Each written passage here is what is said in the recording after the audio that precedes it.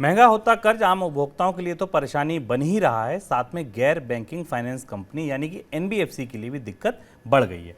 CRISIL rating की एक ताज़ा रिपोर्ट आई, जो रिपोर्ट ये कहती है कि इस साल गैर बैंकिंग फाइनेंस कंपनियों का 18 लाख करोड़ रुपए का जो कर्ज है वो 85 से 105 बेसिस पॉइंट तक महंगा हो सकता है।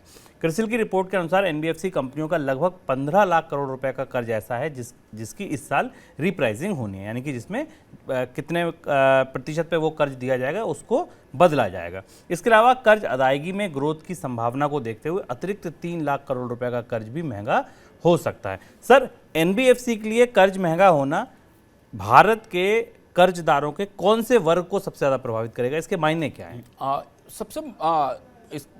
भारत में एनबीएफसी जिन लोगों को कर्ज देते हैं वो सब वो लोग हैं जिनको बैंक कर्ज नहीं देते। लेकिन इससे पहले भी ये समझने की कोशिश करें कि एनबीएफसी के लिए कर्ज की महंगाई कितनी आने वाली। अगर शुभम इस साल का आप ट्रेजेक्ट्री देखो तो भारत के में रेपो रेट में करीब 165 बेसिस पॉइंट की बढ़ोतरी की संभावना दिखाई दे रही। 90 बेसिस पॉइंट की हो गई और बाकी बढ़ोतरी आरबीआई भी आगे करेगा महंगाई रोकने के लिए।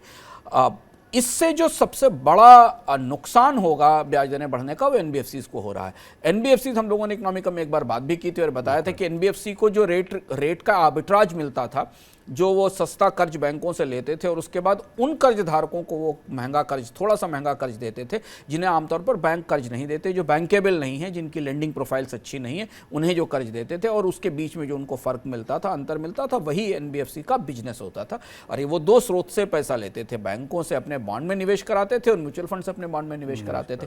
अब जो इंटरेस्ट रेट का साइकिल, जो प्रोफाइल है, जो क्रिसिल की रिपोर्ट कह रही है, उस हिसाब से करीब करीब 165 बेसिस पॉइंट की तो रेपो रेट में बढ़ोतरी होगी।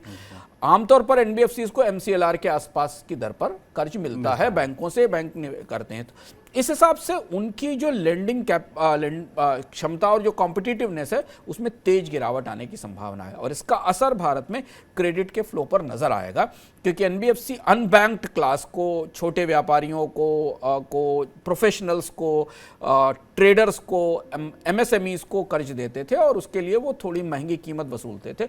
वहां पर कर्ज की लागत बढ़ने का असर हमें दिखाई देगा। इस बात के संकेत हमें क्रिसिल की रिपोर्ट ने दिए हैं। बिल्कुल, और ये कर्ज महंगा होगा तो निश्चित तौर पर इसका असर मांग पर भी पड़ेगा।